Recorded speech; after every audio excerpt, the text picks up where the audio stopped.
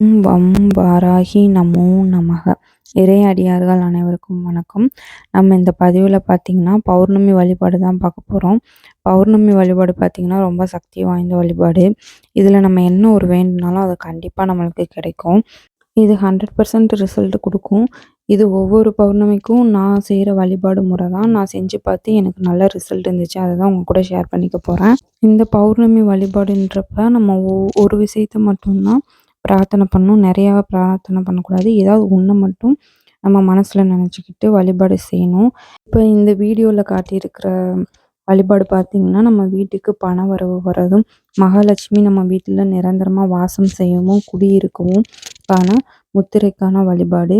ஸ்ரீம் அப்படின்ற இந்த இதை வந்துட்டு பச்சரிசி ஒரு தட்டில் வந்துட்டு, வெள்ளி தட்டு இல்லைன்னா உங்ககிட்ட இருக்கிற ஏதாவது ஒரு தட்டில் வந்துட்டு பச்சரிசி நிரப்பி அதில் ஸ்ரீம் அப்படின்ற மகாலட்சுமி அந்த பீஜ மந்திரத்தை வந்து வரைஞ்சி ஒரு முக்கோணத்தில் வந்துட்டு போட்டுட்டு அதுக்கு வந்துட்டு குங்குமம் வைக்கணுன்னாலும் வச்சுக்கலாம். வச்சுட்டு நடுவில் நம்ம எல்லார் வீட்லேயும் வெள்ளியில் வந்துட்டு காமாட்சி விளக்கு இருக்கும். அது வச்சா ரொம்ப நல்லது. ஏன்னா வெள்ளி வந்துட்டு சுக்கிரத்துக்கான காரகத்துவம். அது வந்து நல்ல ஒரு ஆகன சக்தியை வந்து நமக்கு ஈர்த்து கொடுக்கும். அதனால வந்துட்டு வெள்ளி பொருள் மேக்ஸிமம் யூஸ் பண்ணுறது ரொம்ப நல்ல ரிசல்ட் கொடுக்கும்.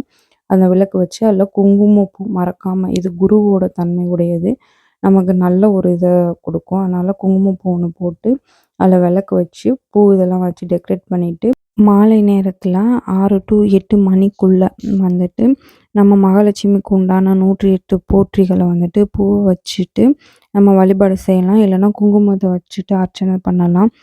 மகாலட்சுமிக்கு ரொம்ப பிடிச்ச பாட்டான கனகதாரா ஸ்தோத்திரமாக தான் நம்ம பாராயணம் பண்ணலாம். அந்த மாதிரி பண்ணுறப்ப வந்துட்டு நம்ம வீட்டுக்கு திடீர்னுன்ற பண வரவு வரும்.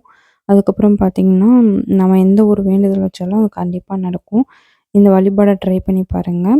இந்த வீடியோ பிடிச்சிருந்தால் மறக்காமல் சப்ஸ்கிரைப் பண்ணுங்கள், லைக் பண்ணுங்கள், உங்கள் ஆதரவை இன்றும் கொடுங்க. நன்றி, வணக்கம்.